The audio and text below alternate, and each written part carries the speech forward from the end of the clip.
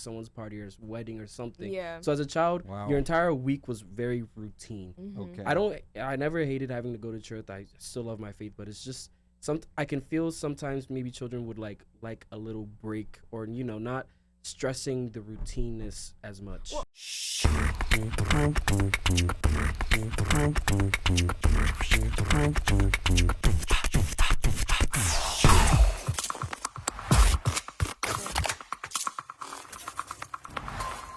Now, it's my assumption that both of you were raised with some kind of faith or religious belief, like most African households. Maybe, Rehema, you can start by telling us what your experience was, like when it comes to, as in relation to the community, like to what you experienced growing up.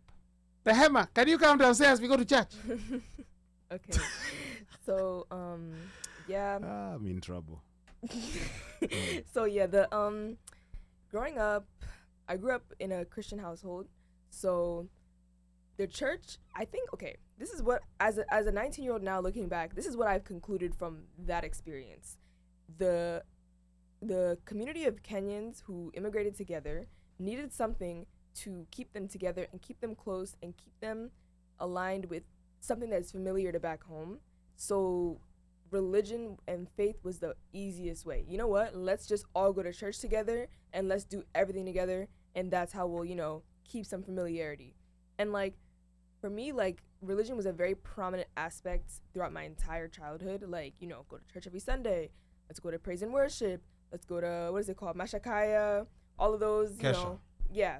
Mhm. And it was like, it was fine. But like to me, in the way I saw it as a kid, it was just routine. Like it wasn't, like the religious aspect was not as heavily stressed. It was just the let's go. Like, because Yeah. we need to go. Mhm. Not like a let's go because we should. It's like because we need to.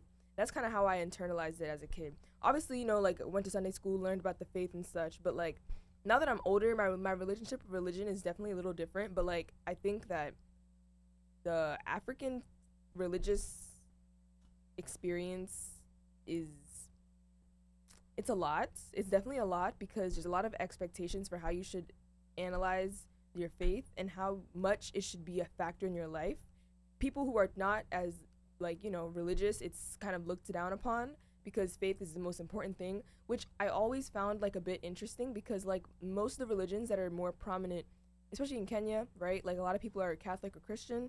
That is technically the religion that was brought during colonization, like, you know what I mean? So it's like the fact that was like, oh, you're not Christian, okay, like what are you, side-eye?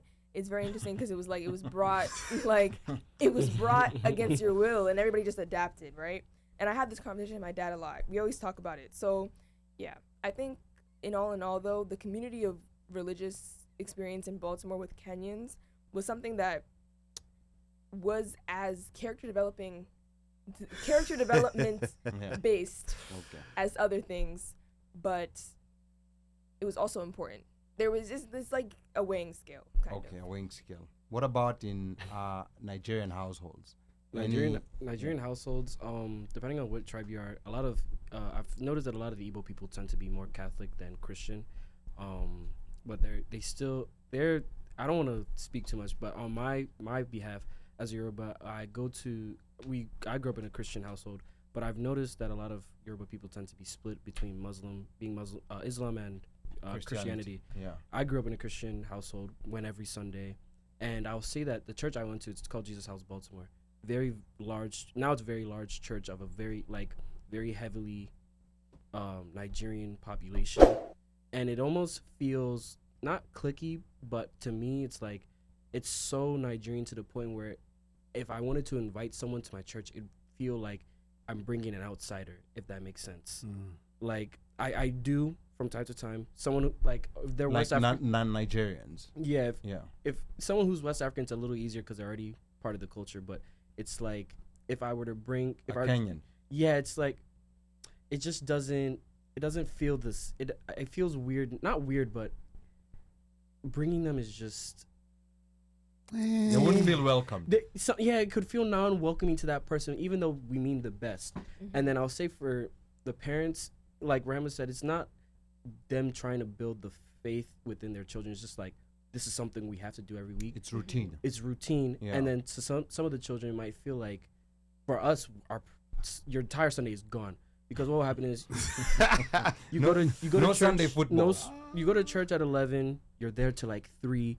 You might have, if your parent works in the church, then you're there till a longer time. Then someone will have an event or something after, because it's easy to gather people if they're already in one place together. Or the worst was when like the church service would end at like 1, and then everybody floods outside and everybody leaves for 3 hours. Yeah. Like, how long can it take to say your goodbyes? Everybody is in the parking lot, you know, oh, quiet. Or Okay, it never ends. Yeah, it never ends. And then you eventually try to like lure your parents to the car. You Yeah. start walking towards the car. They tell you to come back.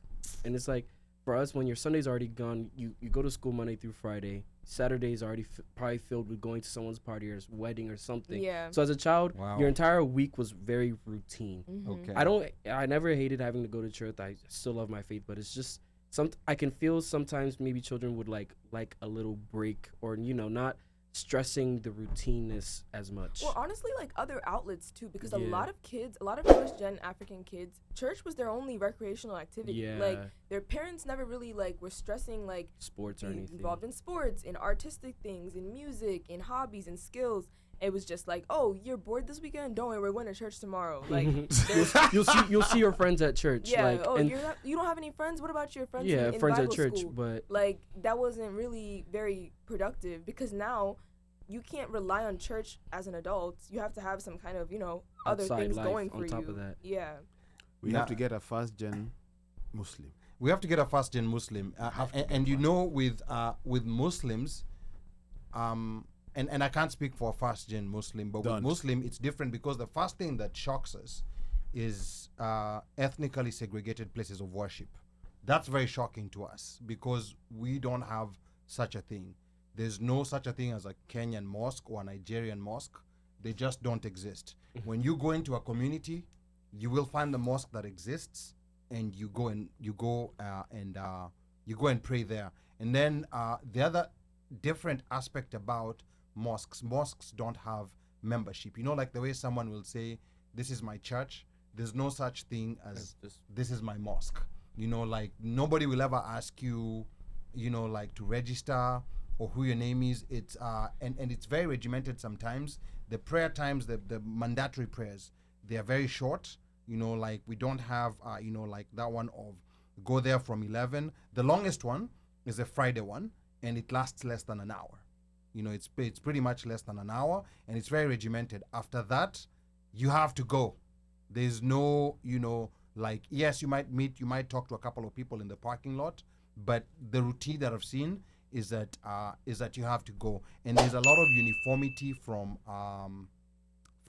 how like the religion is practiced in most parts of the world. There's of course a certain differences. Yes. But that makes it easier to go in. I can go to Uzbekistan today, And I can go to a mosque in there, and I'll know exactly what to do. Right.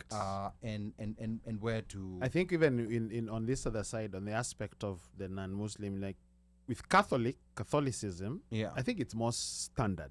Yeah.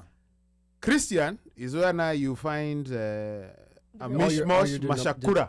All your denominations. All that's of what- them doing everything different. Yeah. It's more like, okay, what am I gonna get if I go to and another thing, Rehema's first generation Gen Z church of the latter day foundation, Jesus Christ, hallelujah, Yeah. Lord. Then Jide has got his own church.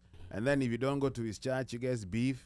Or if they had a church together, then they break off. So Rehema takes her people. You're talking like it's a story that. Oh, you've in seen Baltimore? happening. Oh, that's what happens. That Baltimore. was a canon event. What No, you just said. that's he's explaining it perfectly. Yeah. That's what happens. That's what happens in Baltimore. Oh, wow. Churches, Okay. and Yes. to me, it confuses me because you're serving the same God. You believe in the same thing. Why are you beefing? Like that. It Like that. Boss, I'm telling you, like in Baltimore, it does happen. People will speak in hushed tones, but you can see because the people become so fragmented, and people. So now there are many small churches. Yes, Okay. yes, and it's like if I don't go to Rehema's, we're gonna meet up at let's say at Swahili Village or somewhere, and I'll be like, oh Lord, what am I gonna tell her?